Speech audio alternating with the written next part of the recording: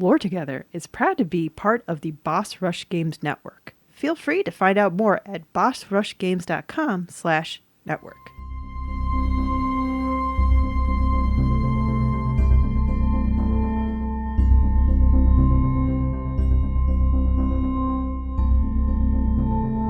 Hi, I'm Safi. And I'm Mystic. And this is Lore Together. This is the podcast where a husband-wife team go over all the storytelling, world building, and characters of video games because it's what we like to do together.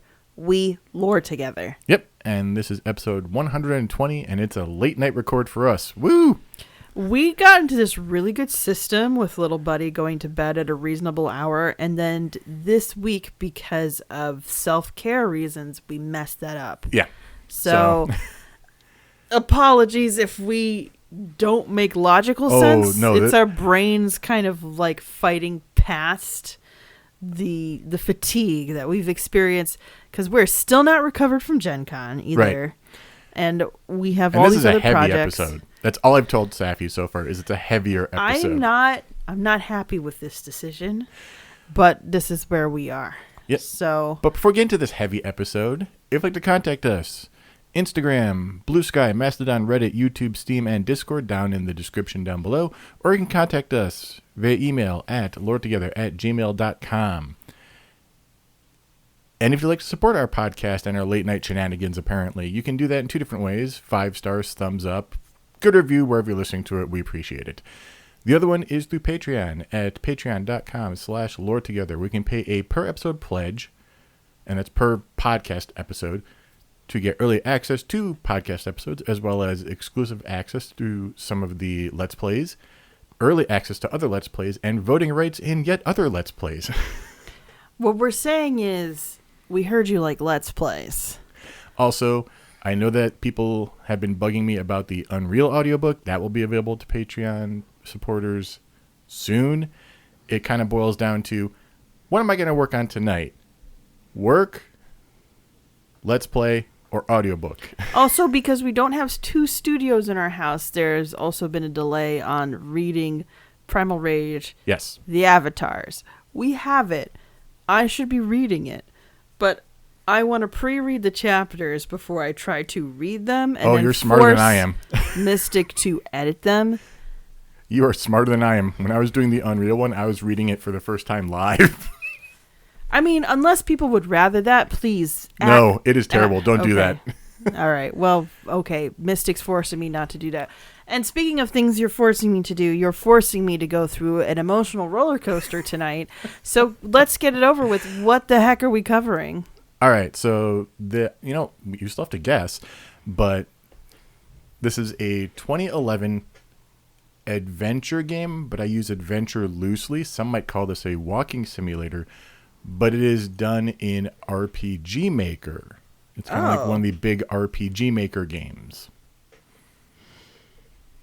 Well, it's not Braid. I was just thinking of anything in that pixely format. I don't know if you've heard of this one. I've had this one for years. I've played it before, but I may have heard of it. You may have mentioned it to me years ago then. I just don't. It's late, so... Oh, yeah, it's not going to come to my head right away. This is To the Moon. Oh, I have no idea what the heck this is. A game by Freebird Games, and I just found out today that this is part 1 of a trilogy. Freebird. So Freebird, like the song? No. Okay. Because I was going to say, does this go on way too long, but yet is requested by a niche audience that always loves to jam out to it? So, weirdly, I looked at some reviews for this game, and it was reviewed not great by some people.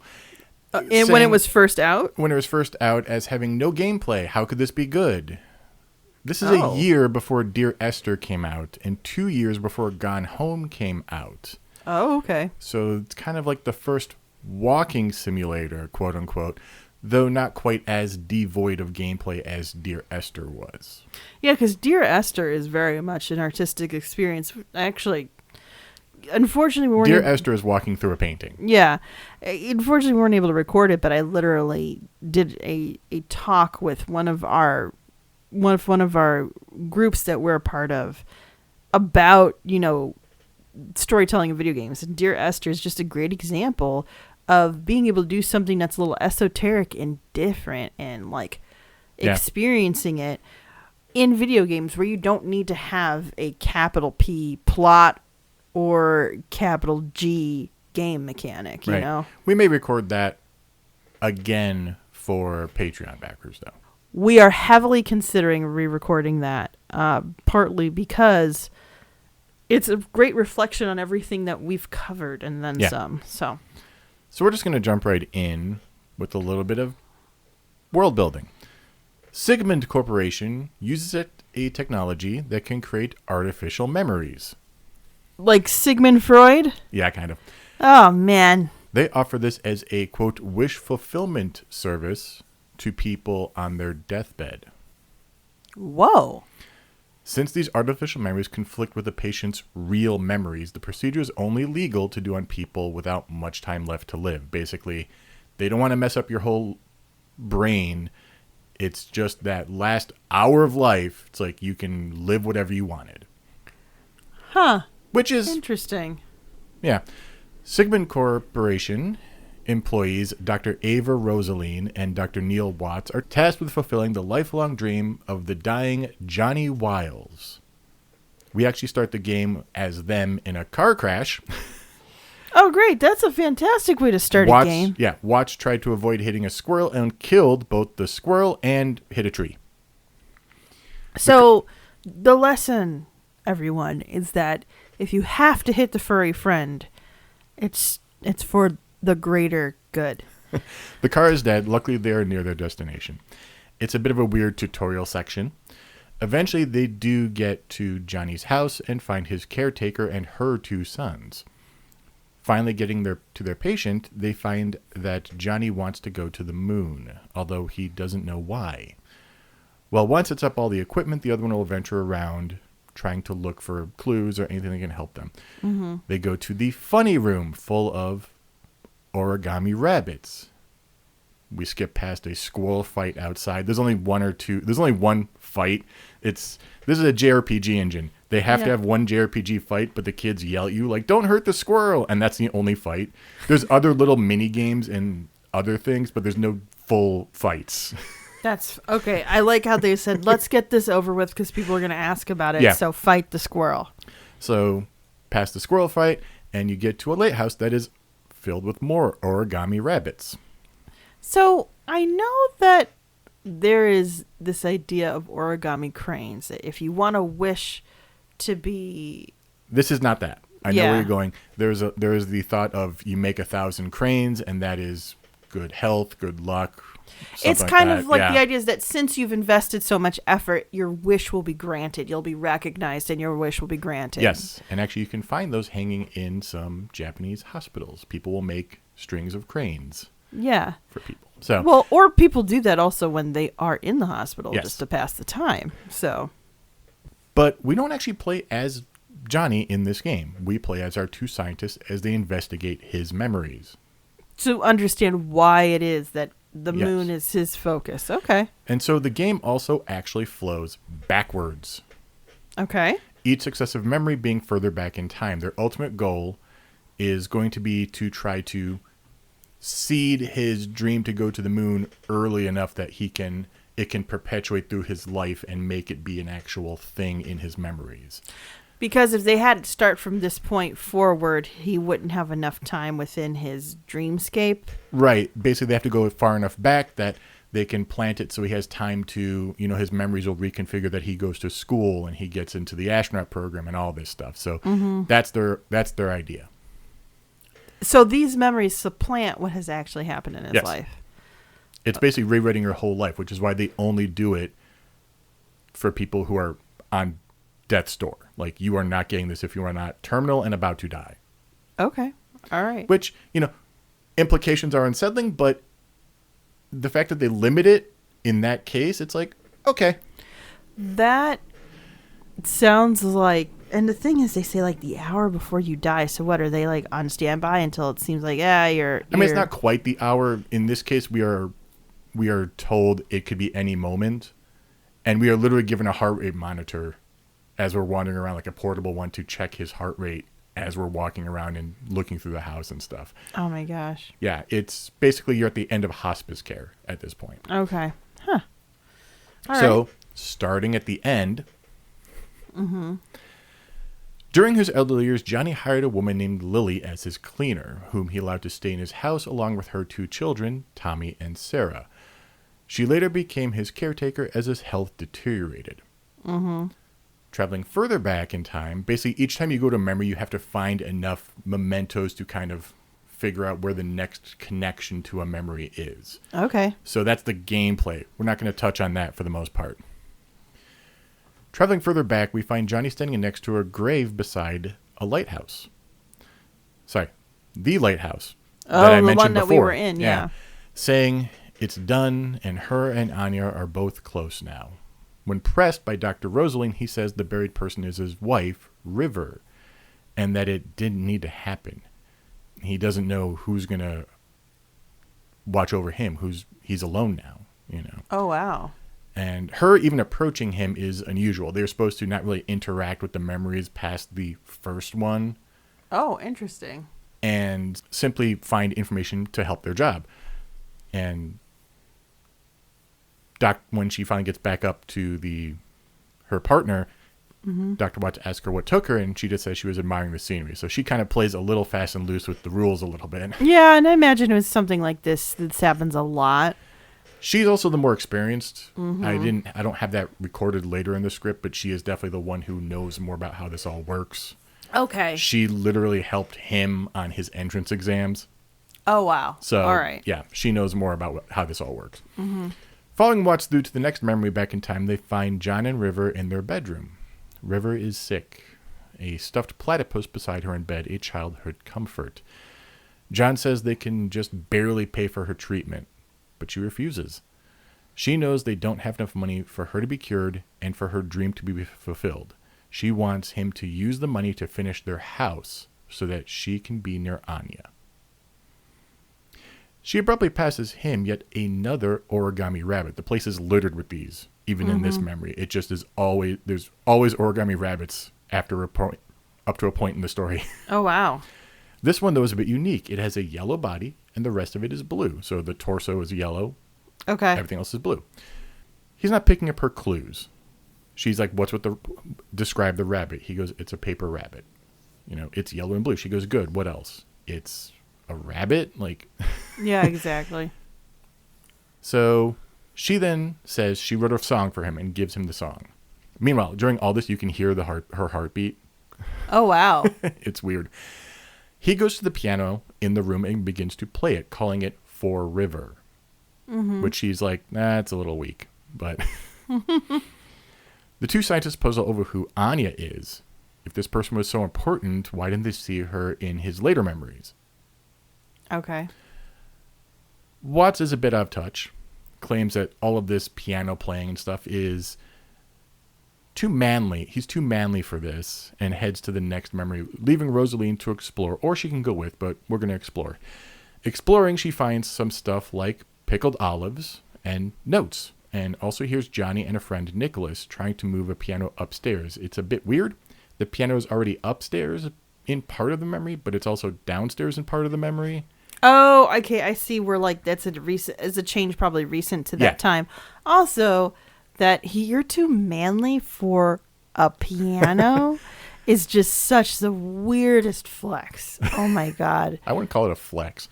That's exactly why it's the weirdest flex. Like, why do you even have to just say like, I'm not into classical or whatever. Yeah. Nicholas decides to just pay for the movers. Whatever. Let's just move the stupid thing. Yeah. Finally, going through to the next memory, the scientists find the house under construction, and Isabel comes by to see Johnny, bringing him some pickled olives. She's heard about River's illness. So we're going to jump the shark a little bit here. Not really, but this is River's sister. Okay. But she has heard about River's illness, which has just been diagnosed recently to this memory. Okay. He decides he's going to tell her that they have the money for both the house and her treatment. He knows this is not true. Okay. Isabel says that she hates it when neurotypicals think that they know what's best for others, and that if River decides to forego treatment for the house, that's her choice. The house means that much to her. But John says, what about him? He doesn't want to be alone. And he storms off. Right. The next memory back, again, remember, we're going back in time for each of these, finds Isabel, Nicholas, Johnny, and River all in a tavern talking about the plans John and River have to build the house near the lighthouse they got married at. Isabel and River leave for some air, and Nicholas asks how things have been. John says things are going fine. River talks more, and then mentions that since he and River had some small incident, she's been leaving origami rabbits everywhere. Oh, interesting. Every time he asks about why, she never answers, just gives him a distant look as if expecting something from him. Nicholas says it's probably nothing, and John has a habit of overthinking things. The scientists also have a problem. This is a confined memory. There's no mementos here. Watts heads to the bartender and gets some pickled olives. He then heads to John's table to strike up a conversation with a fellow pickled olive lover, and then tells Eva to turn off the taste receptor because Watts is not a pickled olive lover, but she declines. Oh, wow. Interesting. Okay. Eventually, though, through many pickled olives, they get enough mementos to travel on. And we find River and John at the lighthouse, which has been abandoned and boarded up. Oh. He laments it's not needed anymore with GPS and all, but then gets the idea that it could just build a house near here and keep an eye on Anya every day. River is overjoyed with the prospect. Okay, this is going to be interesting. We still need to know what the heck Anya is or who it is. Anya is the lighthouse. Oh. And the scientists are confused, but Eva said she has seen weirder things in the course of the job. They eventually find River and Johnny on top of a bluff overlooking Anya. Johnny saying that he approached her initially in high school because he wanted to be different by being with someone different. Okay, interesting. She mulls this over, but is more bothered by him saying that it was their first meeting. She gets off the rock and tosses a hacky sack on the ground, asking him what it is. He says a hacky sack, what about it? She asks him if he can throw it all the way to Anya, which he does. She rushes to the edge of the cliff, stopping short. She didn't expect him to actually do that. Oh, wow. The next O's memory has the scientists discover that both River and Isabel are aneurotypical, both of them with the same diagnosis. I don't remember where it's mentioned, but we'll just say it here. It's Asperger's syndrome. Well, nobody says it like that anymore, Mystic. So it's like, oh, do they not? What is it now? So this you're is 2011. So what's it now? So you're on the autism spectrum, and you're kind of more on. It's considered you're on the spectrum, but you're more on the. I hate saying functional side because it makes it sound like that it's normal to be dysfunctional, but more like there's a side where it's easier to mask. I guess is the point. Is that. You know, what was called Asperger's is now just considering like you are on the autism spectrum, and these are essentially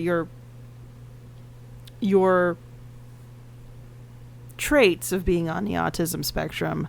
Okay. You know, and they are not as severe as some other traits and fellow conditions, I guess, with being on the autism spectrum is another way to put it. I apologize for using that term. I don't think is it an offensive term, or is it just not used? I don't know if it's offensive.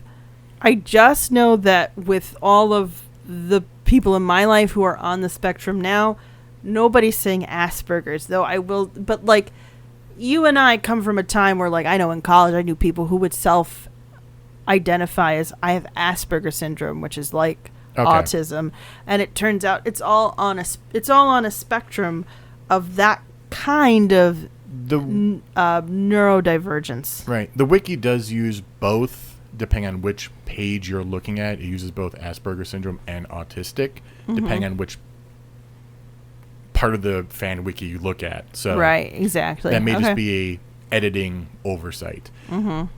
Either way, River was diagnosed much later in life and therefore didn't have the ability to train herself to learn the social cues as well.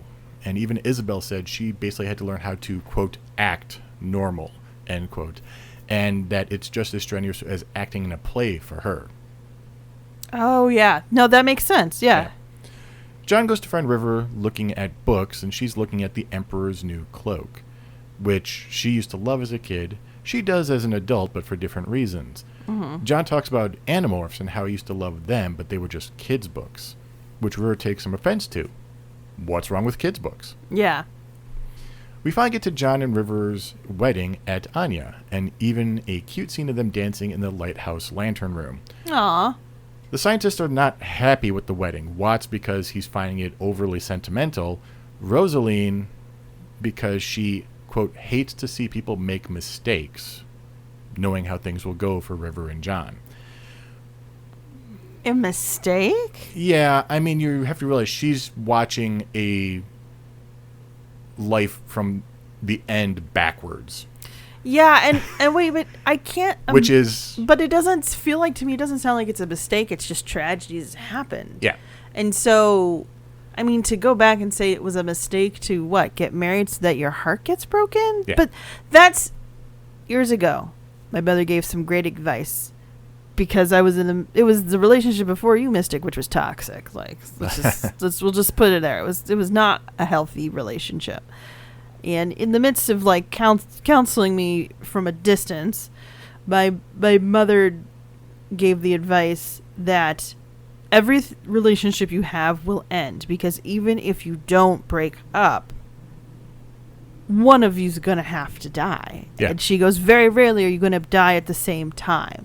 So dying at the same time is still a tragedy. It's still a tragedy, but it's not a tragedy that you have to process if it's between the two of you. Right. So she goes, you have to be ready for the relationship to end, even if it's not because it's a breakup. So if you can't put yourself in a position where she essentially was trying to give me the sense of like, you need to be at least a little resilient, because as much as you can want and love somebody, you can't live for only them. You can't depend on only them. You've got to be able to have a foundation under your feet. And I don't think she realized that's part of the reason why after college I moved back home to Chicagoland, because I said, my foundation is here.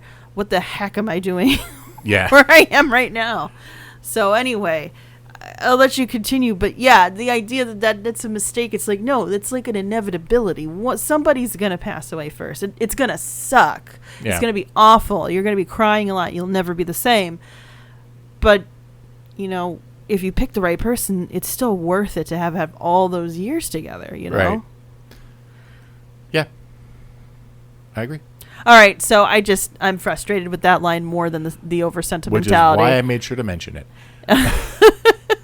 Not to torture you, but because I knew you'd have feedback on it.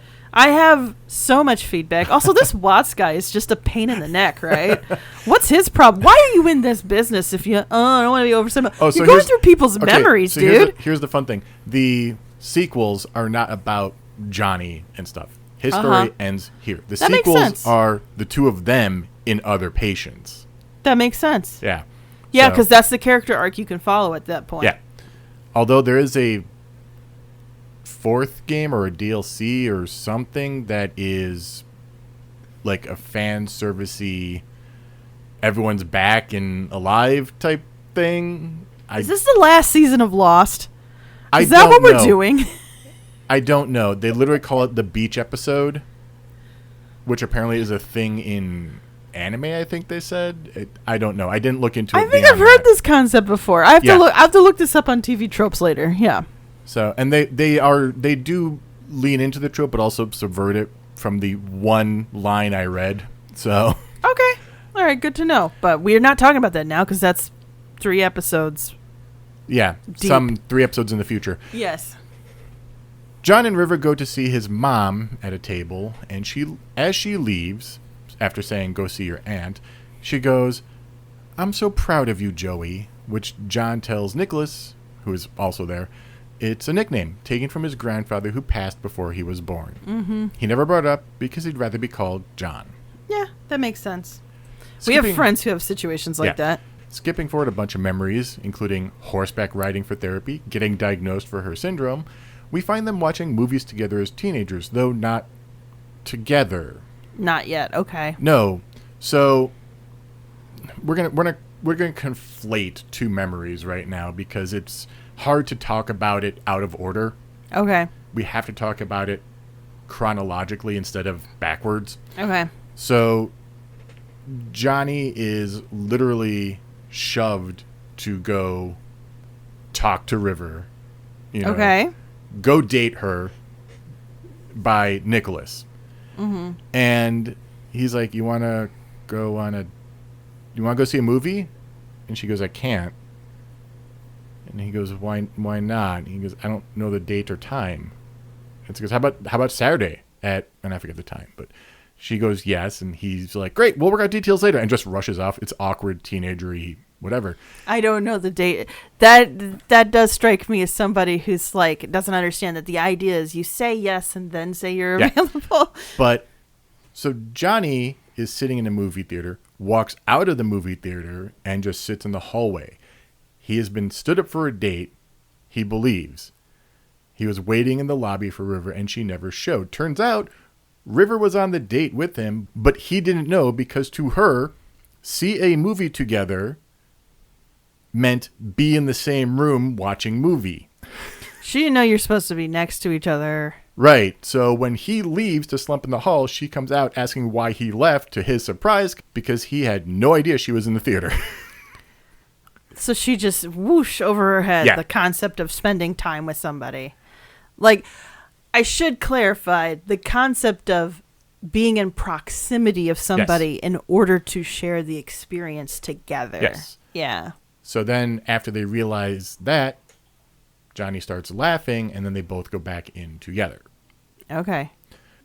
We do find out from that one little memory, going back into backwards order again, that when they're in school, River has an amazing memory. She can spit out full passages from books in class, more than what her teacher asks for. He's like, what's the date? And she's like, "Bleh," like just rattling off a whole paragraph. Yeah, that makes sense. Yeah. And River also sits alone in the school cafeteria, John and his friends commenting about how, yeah, she's unique, but uniquely boring. She just sits there all day with her platypus. Oh, so she keeps that with her even when she's in high school? It gets to the point where, like, the scientist, I think Watts, is like, what is with the platypus? It is in every scene that she is, you know, other than the horseback riding or I think it might be at the wedding even. It is in most of the memories. It's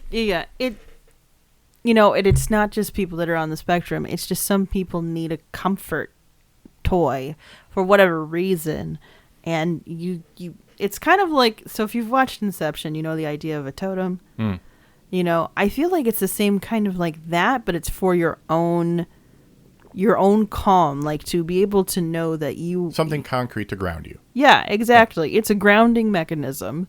And if that's what people need, rather than what I do, which is I find the nearest friend and I proceed to tell them everything that stinks, because if I don't vomit it forth, it's like I haven't purged it and I suddenly just become this tense ball of doom. That's my coping mechanism. Yeah. But a lot of other people, they have an item that's been with them for years, decades even, and that's their grounding mechanism. Our next memory back, we find John heading to school. His mother saying, "Have a nice day, Joey," lamenting her boys growing up so fast. Gosh, why is that so relatable? Then, after this, we run into something interesting. The next memory is fragmented.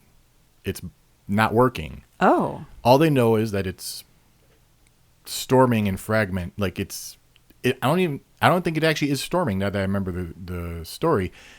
The memory is coming through as crackle and thunder and everything, but when we actually get to there later in the game, it's not like that. So it's broken, and it also reeks. It smells like roadkill. Oh no! Yeah.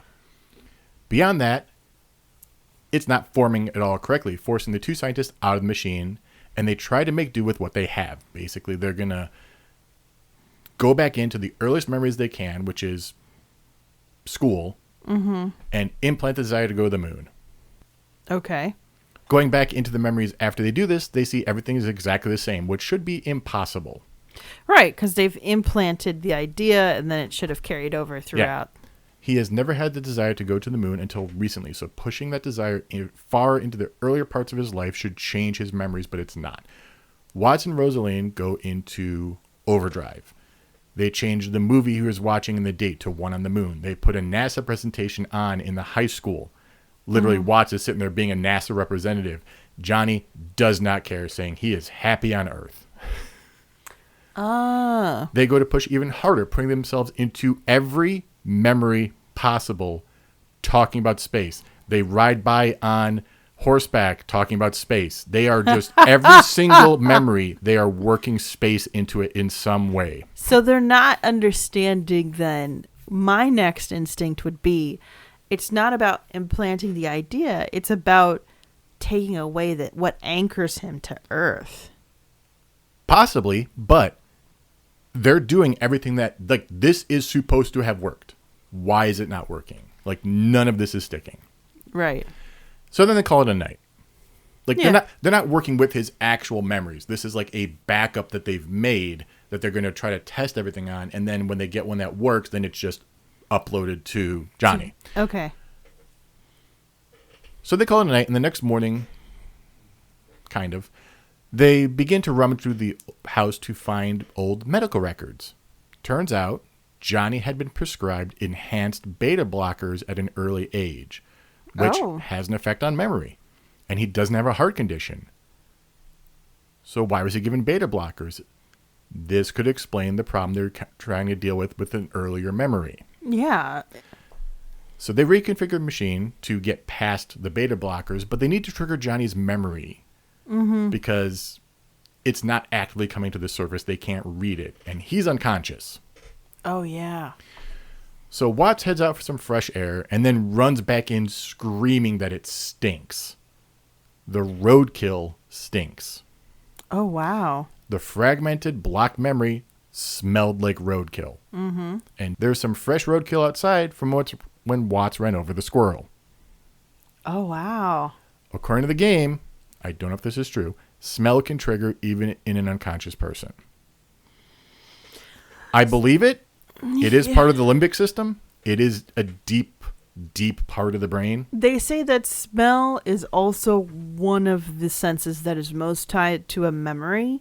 Right. Which I just don't know if it triggers when you're unconscious. And trying to find that information while writing this, I was not able to. How do you even prove that when you're dealing with people who've been unconscious, let alone if it's somebody who's been unconscious for months or years? Yeah. I don't know how you prove that. It's not like we don't have camera feeds to people's subconscious. That's a different sci-fi. Yeah. Yeah. Didn't we cover one like that? A dreamscape sort of thing? I think we did, because that was the one where you had to tell the whole story before the game starts, and it's the daughter of the person or the granddaughter of the person who started the company that ends up being the main character in the game. Was that it? That was when little Buddy was a baby, so that's going to be forever ago. Oh. I can't think of it right now, because I think that's the one. Oh. You had to Remember Me? No. Oh, what was it? I don't think it's Remember Me. No, I think we covered Remember Me around that time, though. You had to do that live stream by yourself because little Buddy was fussy and I was feeling conked out tired. Because I remember I had to do Remember Me by myself. Was that it? Maybe that was it? So yeah, that was, after a quick research break, that was Remember Me, which is episode 61.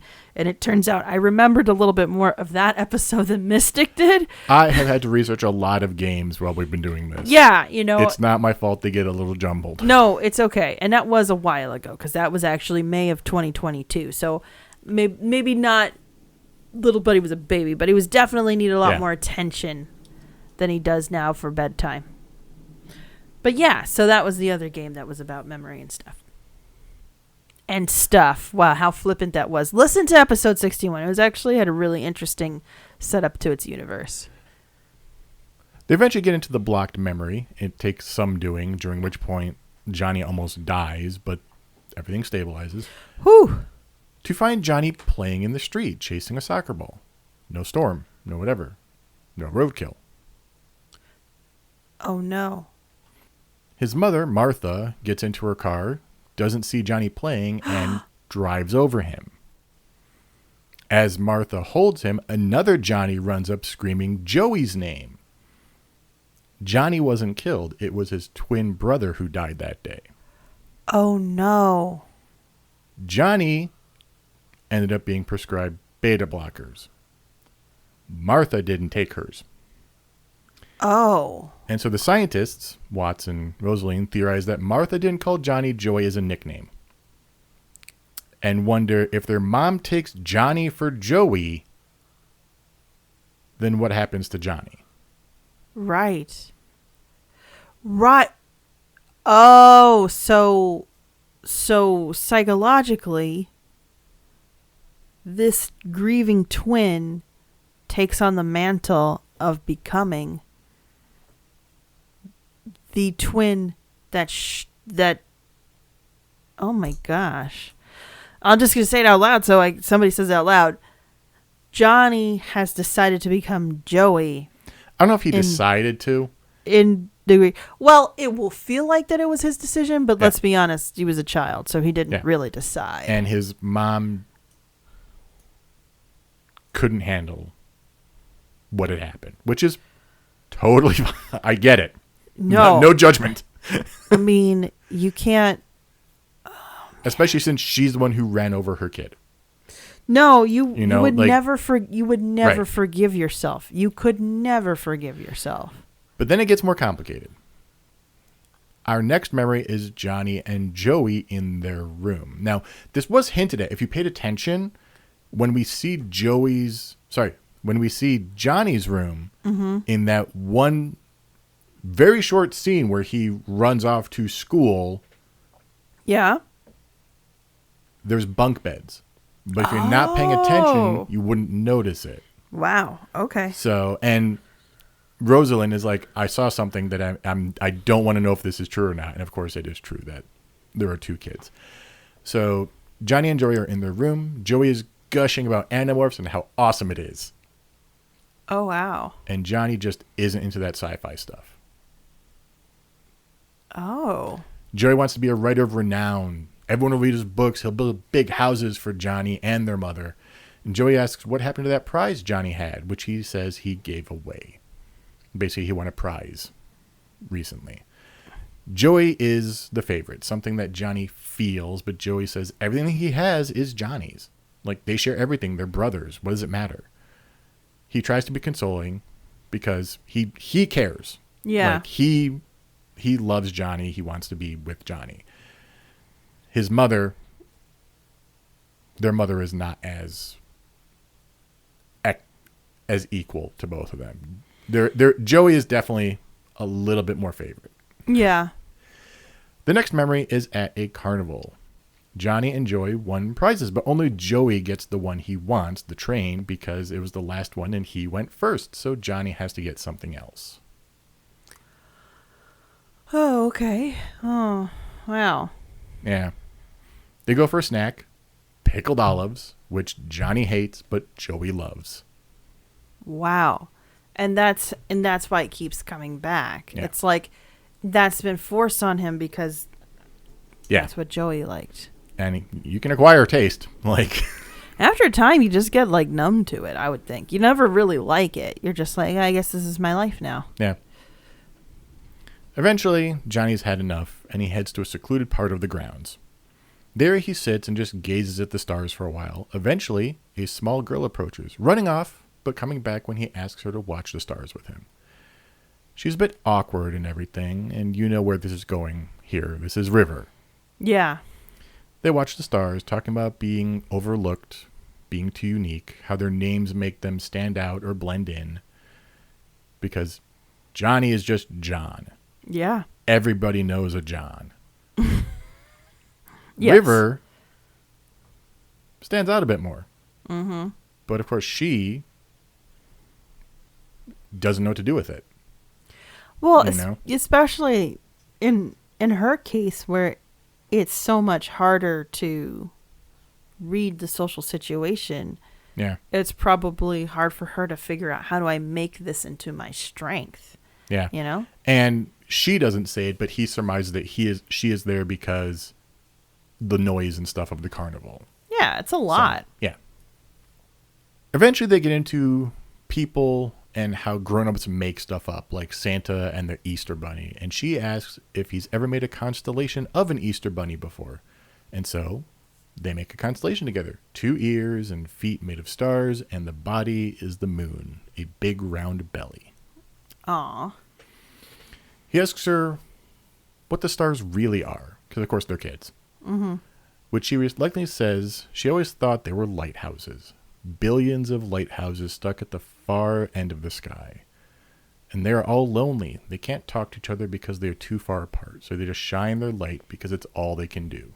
They shine their lights from afar at each other and at her. And Johnny asks, why at you? And she says, because she's going to befriend one of them someday. Oh. Oh, that's so cute. She asks what's in his bag, and he pulls out a duck beaver thing he won at the carnival. Neither of them know what this thing is. He hears his mom calling and runs off, saying she can keep it. She says he goes, oh, the hacky sack is in there too. Yeah, you can keep that too. I had a feeling that the hacky sack was from some earlier thing he forgot. Yeah. She suddenly asks if he will be there next year, and he says yes. She asks, what if he forgets or gets lost? He says they can always regroup on the moon, on the rabbit's big belly. So she's the only one who knows Johnny. Yeah, she's the only one who knows Johnny. And in fact, Johnny. to the point where Johnny doesn't know Johnny anymore. Right. So he doesn't want to go to the moon.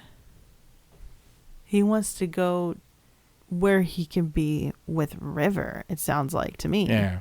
Well, there's a path that he wants to be on that he was never on because of what happened. Right. So Dr. Rosaline knows what she has to do. And there's 2 points in his life that she has to change. Now, Dr. Watts doesn't agree. There's this really weird QTE-esque mini game you have to do for a while here. I don't like it. Wait, when you say QTE, you mean? Dodging. You have to move around a level dodging things with the arrow keys and stuff. Yeah. Yeah, I don't like it. Quick time stuff, yeah. But eventually, he is unable to stop Dr. Rosaline from doing this, and she sets into motion this final procedure, basically this final test. Because at this point also, they've gotten word that there is no time left. Yeah. They can't be dilly-dallying anymore. So, the final procedure results in new memories, which we watch in order to a very tear-jerking rendition of a song. It might be unique. I don't know. I didn't look that deep into it. Okay. Johnny's brother, Joey, never dies. Yeah. And River disappears right when he was about to ask her on their first date. Oh, no. We see a lot of memories without River now, and Joey alive again. Literally, they're in school, Joey and Johnny in school together, going to classes together, and their lives progressing from that point. With River getting lost, his subconscious yearning to go to the moon surfaces, and he begins to get completely motivated to become an astronaut. Oh, man, okay. Eventually, he manages to get recruited by NASA. Yeah. Meanwhile, his brother turns out to be a successful author, and one of his novels is titled To the Moon, the story about a lame duck's attempt to become an astronaut. Oh. Joey would later explain that the story was about his brother with a less optimistic ending. While Johnny was given a tour at NASA, he is finally reunited with River, who also became a fellow recruit on their mission to the moon. They would once again form a romance, get married, build the cliff house, and live there together. In the final scene in his memories, as we hear his heartbeat going. Oh, man. He and River are aboard the space shuttle with the moon in plain sight. And River offers her hand to him, and he takes it as the beeping fades. I hate you, Mystic. I hate you. I got so far without crying, and then you had to say that. Oh, that's so sad. Oh, my God. You can see why they made 3 games off of this concept, though. You can do a great emotional story with the idea of searching through memories and then making them the way, enhancing them. Or are you actually enhancing them? I don't know. Oh, my God. So, Okay. Holy guacamole. I knew it was that last line. I knew that last line was going to be the one. So. Yeah, you know me well, Mystic. You know me well. Oh, man. Wow.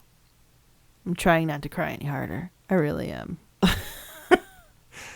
And it's not a long game. It's about 4 hours, give or take. Yeah. So that makes sense. Whoa. So it's basically a lot of mini games to get to. There's a lot of hunting around locations for the memories. Okay. Yeah. And there's a couple, like the stupid horse racing one serves no purpose, I feel. You are literally just running around trying to get. So Dr. Rosaline literally is chasing Dr. Watts, who's on a runaway horse, for the whole thing. Oh my gosh. Okay. So yeah, there's some jokiness to it. There's a little bit of camp to it. Mm-hmm.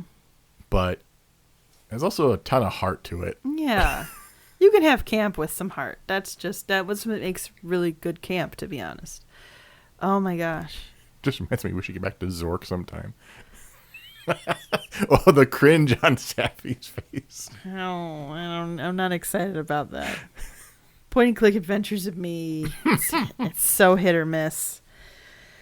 Wow. At least Myst has the world building for you, huh? Yeah, no, Myst's universe is good and also has some good stories told in books and other media. And it should have gotten that freaking island from Disney. I'm still so mad about that. So but that is To the Moon. To the Moon. It's a really nice idea that you can help somebody live the life they would have wanted at the end. I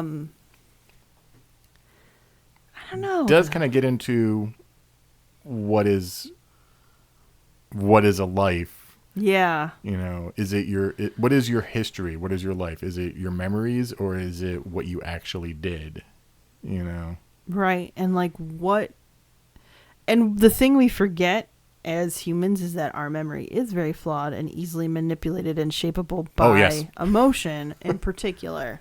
So as keep rethinking some memory and you will eventually change it. Oh yeah, you will change it. I mean, like the whole thing with the broken memory with the beta blockers, like that, and the way his mom coped with it. Yeah, that's the brain does a lot of interesting things to protect the self. Yeah. With and without medical intervention. So yeah, And it's funny that you just kind of get this weird sense as we go through the whole story, like how people kind of coalesce as you have that weird sense of River, like, why does she care about this lighthouse so much? And then it's like, it doesn't hit you until you get to the childhood River. Like, you don't know why it's important. It's just, you know it's important, but you don't know why it's important. So it's just kind of. Yeah. I think it's very interesting too that if he doesn't meet her when they're younger, doesn't stay in touch when they're younger, that they still end up in the same place. So that's the funny thing. There was literally a point where she walks into NASA during the sequence and Rosaline is like, oh God, she actually did show up. I didn't know if that was going to work. Because at that point, that river is just a amalgamation of public records and Johnny's memories. Like, there is no other way for that to work. So she said it was a shot in the dark and it was a risk, but it worked. Like, right. Because it's obvious that Johnny and River always connected. Johnny and River were always an item. It's just that it's just interesting because the only person who knows who Johnny was that whole time was River, and it's such an interesting commentary about like trauma and memory and like I don't know. I don't think River knows. So like clearly they did not meet up at the fair after that point. Because neither of them knows about Joey after Joey dies. She only knew Johnny's name because his mom was yelling it, and that's it. So she doesn't know who Joey is. She doesn't know anything, and he doesn't either. So she has no idea about any of that. But she knows something's wrong. She knows something's wrong because he doesn't remember their first meeting. But that's the only thing that she doesn't. She's like, something's wrong because you're not remembering the stuff that was important. In that one meeting. In that one moment, yeah. And she keeps trying to remind him, and that's why she keeps making the rabbits. Yeah. Wow. Even she knows, like, the Animorphs thing, she believes him that it was a book that he read when he was younger, which he didn't. I mean, maybe he did after Joey died, but we don't have that memory. So. Right. Or, yeah. This is your signal, if you need it, to go to therapy. It's just one of those things where, like, if in the story itself Johnny went to therapy, a good therapist, it could have helped unlock who he wants to be. Because even if he got older and realized, well, I guess I can't go to space, but there's other things I can do that'll help me feel like I've gotten closer to it. So yeah, I mean, literally taking beta blockers to suppress a memory. I mean, I'm not a therapist, but that seems. That's a very old school way of dealing with it. It's kind of like the same idea where back in the day when women gave birth, they just kind of put them under the heaviest of drugs so you didn't even remember what happened. Like, you would have no idea. You would just kind of like in labor in a haze with like a bag over your head, because the idea was, well, at least if you're not in pain and the doctors can see what they have to do, then that's fine, which was not fine on a lot of levels. Yeah. But that's a whole other thing. But that's how a lot of medicine was. There's like, well, if we take away the thing that hurts, that solves everything, right? And entirely symptom based, but ignoring deeper causes. It's kind of like, I haven't read the book in totality, but there's a book called The Body Keeps the Score, and it's an analysis of essentially how trauma is carried, and a lot of it is with veterans in particular, because that's who the author worked with. But there is this idea that your body does certain things or retains certain things because the past has taught it needs to do this to survive. And it sounds like with like Joey, his brain essentially said, with Johnny, I should say, his brain said, you need to become Joey, so you survive. Yeah. Or his mom said it so much that it just became true. Got so mad at him saying, like, I wish you were more like Joey. Why isn't Joey here? I should never have done this. And we don't know. But it's all guesswork, but she manipulated that. She made it clear the one she preferred. Yeah. Instead of thinking of her children as two separate human beings worthy of love, which is really sad. So. We get to play this next time. Yay. Oh, man. At least we're at the point we will only get through the first hour where it's not a downer. I mean, it's not happy, but it's not as bad. Yeah. It's a complicated kind of feeling, I think. And that's fine. I don't think there's anything wrong with a little bit of nuance in my video game. So. But before then, we have Mass Effect 2.